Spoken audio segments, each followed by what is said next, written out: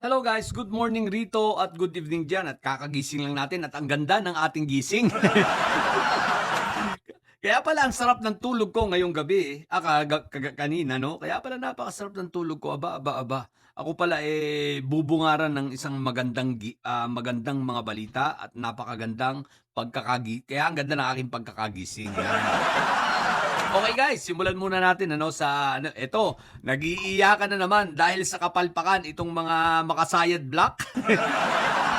Ang makasayad o makatae block ay nag-iiyakan na naman dahil sa kanilang kapalpakan. What the heck? Ano ang ibig ko sabihin? Okay guys, ayan, yung nasa taas no, na-forward na sa Committee on Justice ng House of Representatives itong dalawang impeachment complaints laban kay PBBM, yung first at second, yung isinampa nitong si attorney, anong pangalan nun? Jesus ba yun? At yung pangalawa itong sa Makabayan Block.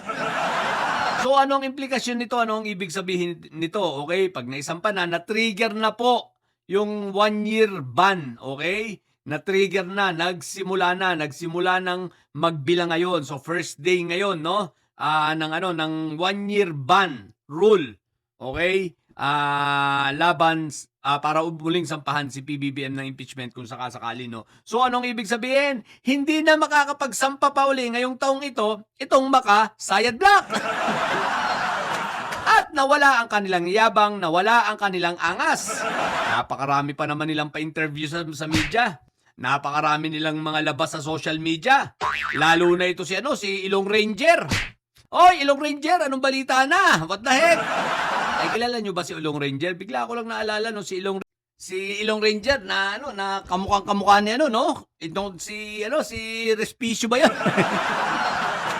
What the heck? So nawala ang yabang. Anyari sa inyo?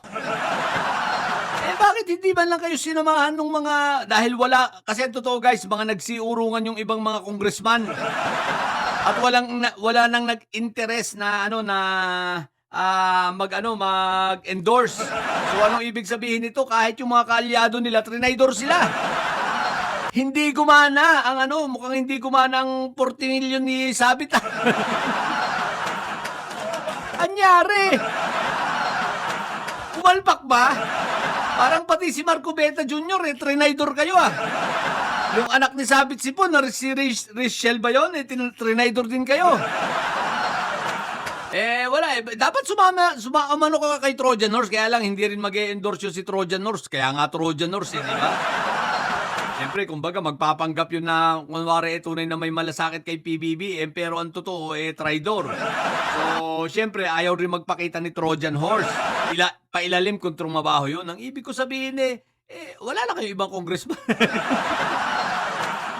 Kaya ang gagawin nyo na lang, sumakay na lang kayo sa Makabayan Block. Ayun ay kung pasasakayin kayo. Alam nyo naman galit kay Sayad yan at mag-endorse nga yan ng impeachment kay Sayad. Di ba? Sablay na naman. Paano kasi kayo mga hinayupa kayo, nauuna ang yabang? Huwag nyo kasi muna unahin ang yabang, kaya lalong bulilyaso ang ang trabaho nyo Inuuna nyo ang yabang.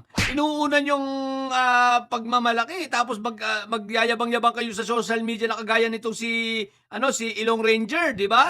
Sasabihin sasampa kami ng impeachment sa'yo, PBBM!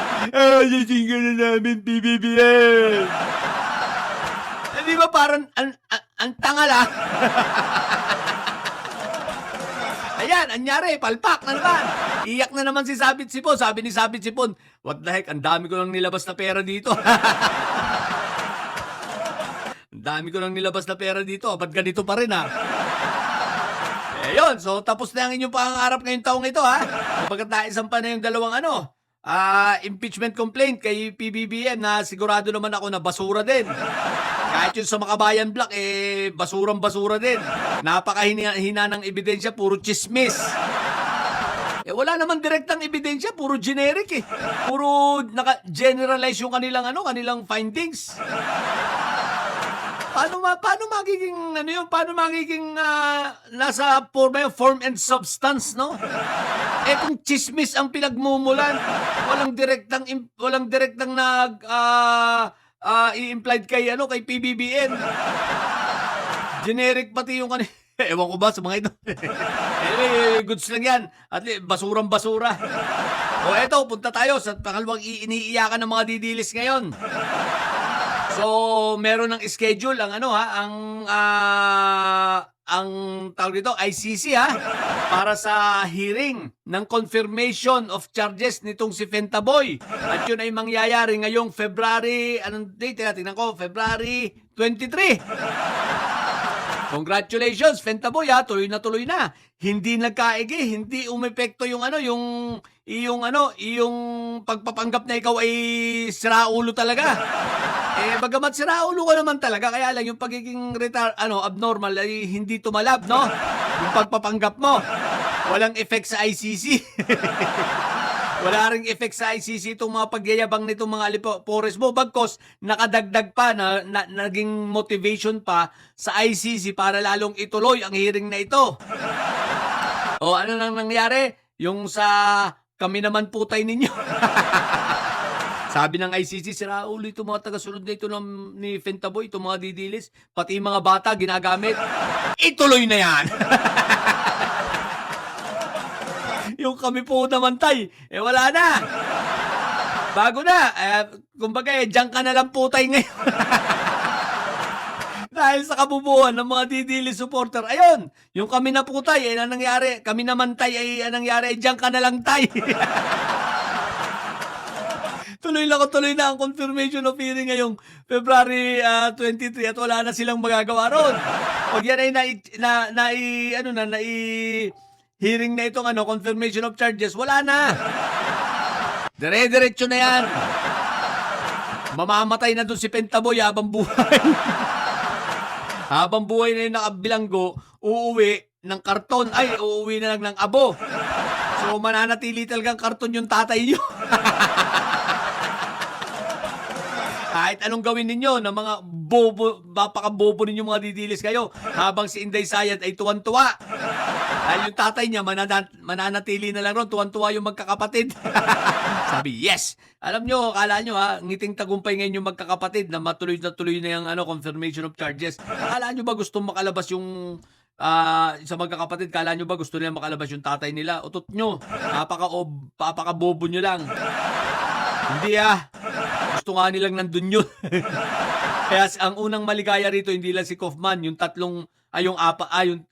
na magkakapatid. Lahat ay may sayad. Okay, so yun lang sa umagang ito. Kaya pala ang ganda ng gising ko. Palpak na naman ang makasayad block. What the heck?